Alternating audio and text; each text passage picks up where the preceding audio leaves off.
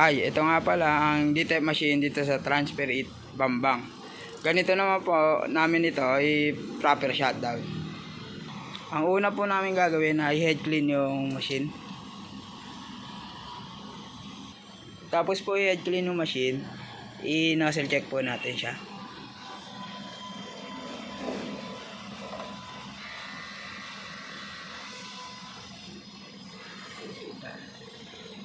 Ito po ang nozzle check.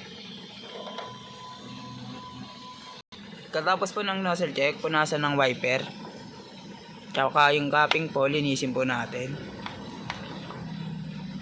Tapos po linisin, lagyan natin solution yung capping. Tama lang po yung ilalagay niyo solution. Tapos ibabalik na po natin yung head. Make sure po na nakalapad yung capping dun sa head. Pagtapos po yung switch, patay na po. Next naman po yung ABR. Tapos yung ito po, ugutin lang po.